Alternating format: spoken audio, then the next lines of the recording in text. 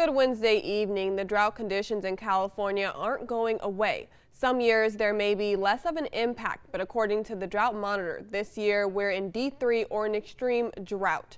The Kern County Fire Department says it's been driving up more mature and large vegetation, and that isn't going away either, just like those brush and trees, and even in addition to grass.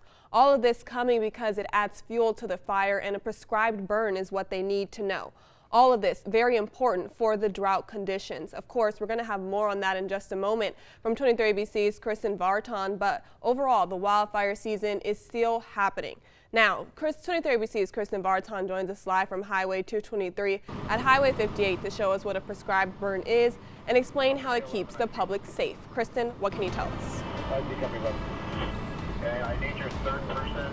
Brianna, here on Highway 223 at Highway 58, already crews are working hard to make sure that all our communities are safe out here. We're right here in Keene, and already you can see behind me that they're planning to fight fire with fire. Crews are lining up, getting ready to actually make flames happen in front of us. The whole point of this is to create a prescribed burn. It will get rid of the vegetation that has dried up, like trees and grass, and that'll help make sure that there's no fuel for that fire, those wildfires that come out later in the season when things start to heat up. So to explain all of this, I have with us today Andrew Freeborn from the Kern County Fire Department. Thank you so much for joining us today. Very happy to be here. Thank you. Of course, it's great to have an expert like you to explain this to us. It is the hottest day of the year so far, and you were telling me it's very intentional to have a prescribed burn on a hot day like this. Why was that? Well, the science has to be right.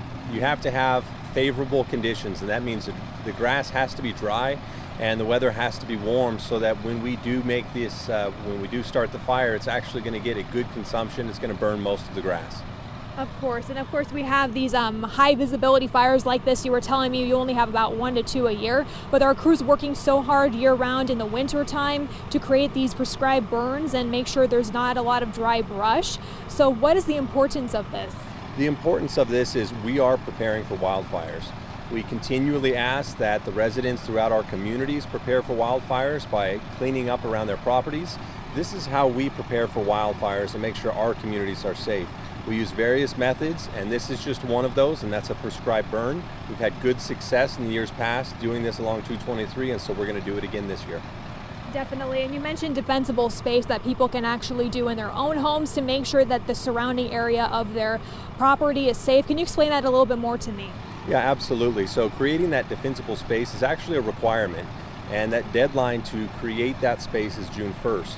And what we're looking for is more or less the area directly around every home. It's about 100 feet, making sure that there's no dry grasses, making sure the leaves, dry leaves and pine needles are removed from the roof of the home. There's no dead trees around, removing firewood piles from away from the house. There's all kinds of things that homeowners can be doing to prepare their properties, and for a very clear description of these, they can go to kerncountyfire.org. Wonderful. So the crews and the people that live in the homes working together to keep things safe. Thank you so much, Andrew, for your time.